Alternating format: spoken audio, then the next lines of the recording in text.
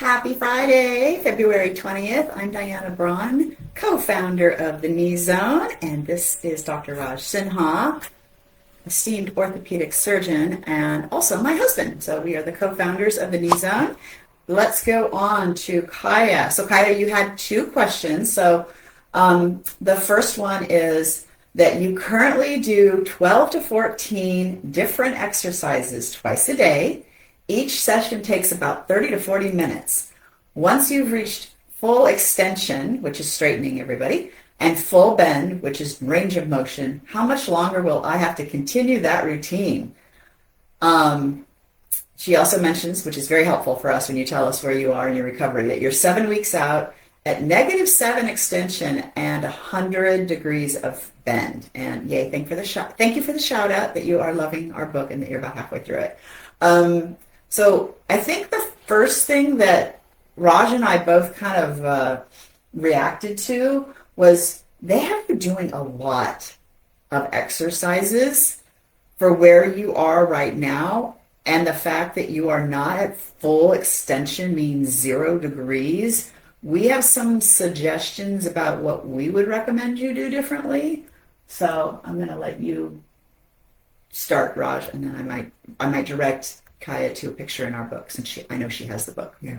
So obviously, I always have to say you should be talking to your surgeon about some of these things. But in my practice, I've only done a couple of these surgeries over 30 years. Over 10,000? Over 10,000, yeah, my students. Just a couple. I really emphasize for patients to get full extension as fast as possible. For reasons that I don't fully understand, and for reasons that I've not been able to find in any literature, once you get full extension, straightening, fully straight, the bending actually becomes easier. It kind of makes sense when you think about the knee shape, the end of the femur bone shape, and the fact that it's a cam mechanism, and there's a bunch of biomechanical stuff. I don't want to get too technical. But it does make sense that once you're fully straight, that the tissues are at the proper length, and now they can biomechanically function better, and then the bending actually becomes easier. So whatever exercises you're doing, you really should be focused on getting that fully straight. So that's, leg extensions, leg lifts, stretching out the hamstrings, having somebody do some gentle pressure just above the knee cap, pushing downwards to help get that straight. And you really should feel it in the back of your knee. Now, the number of exercises that you're doing was a little bit alarming to me, because in the first 6 to 8 weeks, I really had people focus mostly on extension, quadriceps, which is your thigh muscle strengthening, and a little bit of hip strengthening, because your hips and your knees are connected. It's like that old song, the hip bone's connected to the knee bone. So if your hip muscles are weak going into the surgery, you're going to struggle with some of the recovery. So I tell people, you should spend about 10 to 15 minutes a day exercising,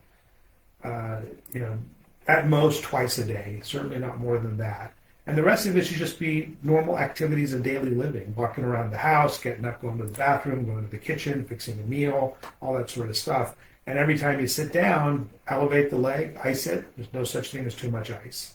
And so I suspect the amount of work that you're doing, Kaya, is actually irritating the knee much more, which is actually affecting the ability to get full extension and flexion.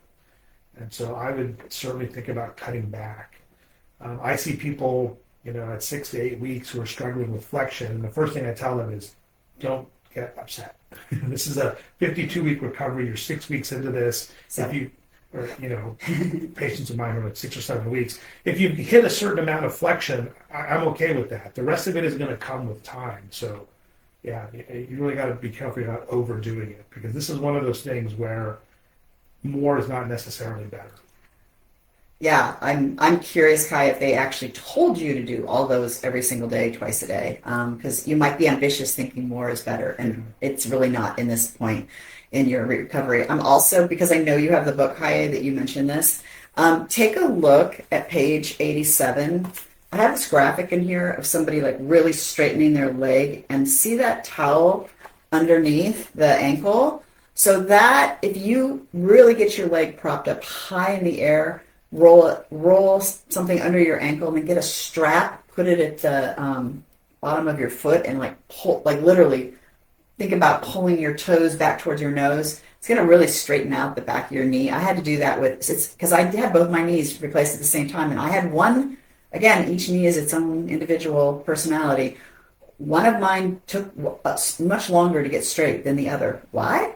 Who knows? I was doing the same exact thing on both, but that's what I had to do. I had to elevate like that. I had to get a strap on the bottom of my foot and pull it back, and like both hands just pulling it back and really getting that straightened and really focused on that. And that really helped. So we hope that will help you get straightened, because that leads into your next question, I believe, which is at what point should you be able to make a full rotation on a stationary bike? And you're 3/4 of the way there.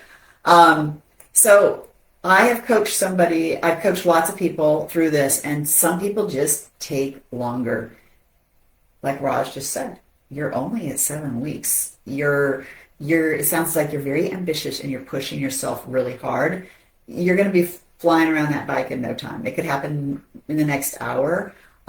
It could be too, because you are doing so much exercise, you just have a lot of inflammation, and that is preventing you. So the other thing I would suggest too, and I think you did this early on, was actually hit the seat higher. You need about, if you're cycling like competitively, you need about 115 degrees of flexion to be able to get a full rotation. But you're not cycling competitively. You're working on flexibility. So get the seat a little bit higher. That way the knee doesn't have to flex up as high. The hip and knee don't have to flex up as high to make a full rotation. And I think that'll help too. Yeah. And then gradually lower the seat as your flexion improves. If you're on an actual sitting on an exercise bike. If you're not and you're using one of the foot pedalers, you can also adjust pulling it closer to the chair that you're sitting on. And I'm curious, Kai, too, if you've tried pedaling backwards. Sometimes that going backwards will allow you to get a rotation faster than going forward for some of my clients that I've helped. So thank you. And it sounds like you're like, fear is holding me back. Don't push yourself. This is like pushing through pain is not the win here. It will come. It will come. Like, that's okay. It's totally okay.